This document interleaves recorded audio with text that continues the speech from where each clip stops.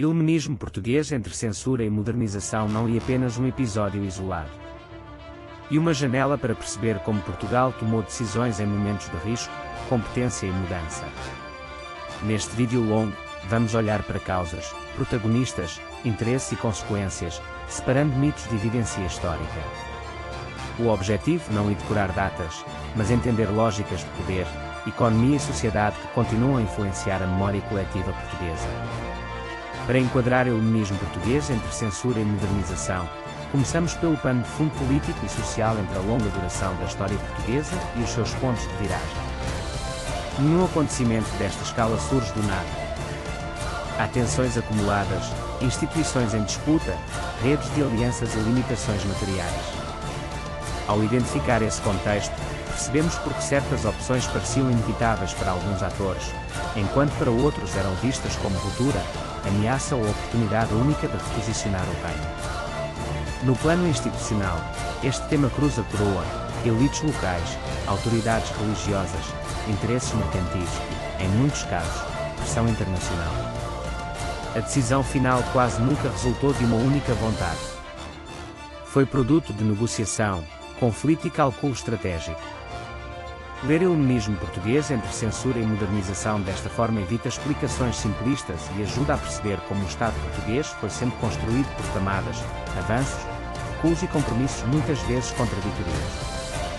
No terreno, os acontecimentos ganharam forma concreta, mobilização de recursos, circulação de informação, uso de propaganda e resposta de diferentes grupos sociais. Em iluminismo português entre censura e modernização, o fator humano foi decisivo. Lideranças importaram, mas também importaram burocracias, infraestruturas, financiamento e capacidade logística. Quando esses elementos falharam, surgiram atrasos, perdas e mudanças de estratégia que alteraram o desfecho e redefiniram prioridades políticas. Também importa observar a escala geográfica. O que aconteceu em centros de decisão teve reflexos em cidades portuárias, fronteiras, espaços ultramarinos e comunidades locais. O iluminismo português entre censura e modernização mostra que a história portuguesa raramente cabe num único território. Há conexões atlânticas, europeias e imperiais que moldam escolhas internas. Esta perspectiva de rede permite compreender porque um evento aparentemente regional pode produzir efeitos de longo alcance. Quando chegamos ao momento de viragem, vemos a combinação de fatores estruturais e acidentais. Em iluminismo português entre censura e modernização, pequenas decisões tomadas sob pressão tiveram impacto desproporcional. Documentos, crônicas e estudos recentes mostram que o resultado não era totalmente previsível. Havia cenários alternativos em aberto. Reconstruir essas possibilidades ajuda-nos a avaliar responsabilidades históricas sem cair em determinismo, celebração cega ou julgamento anacrônico. Depois da viragem, abre-se a fase da reorganização. Instituições tentam estabilizar o sistema, justificar custos e consolidar narrativa pública.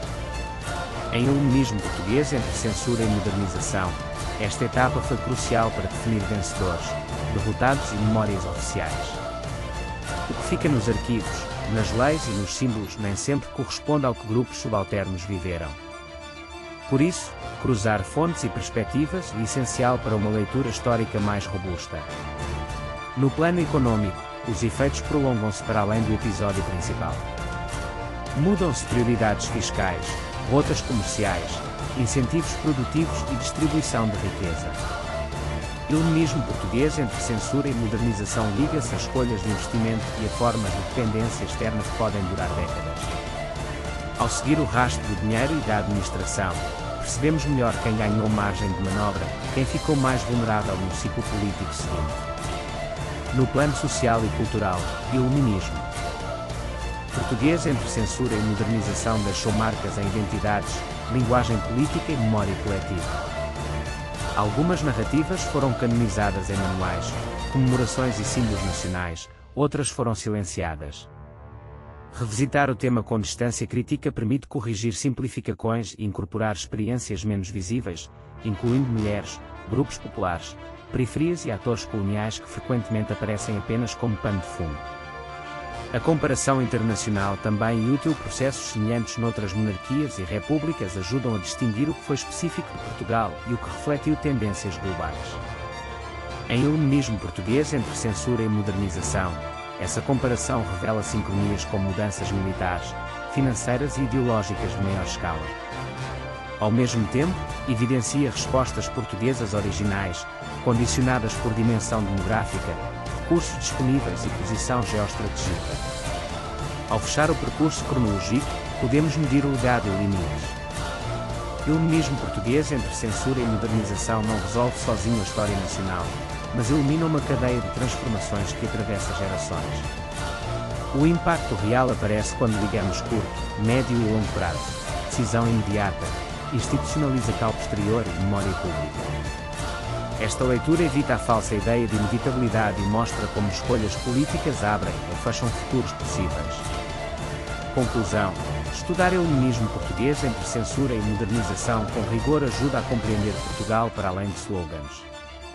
O passado não é um arquivo morto, e um laboratório de problemas recorrentes sobre poder, legitimidade, recursos e identidade.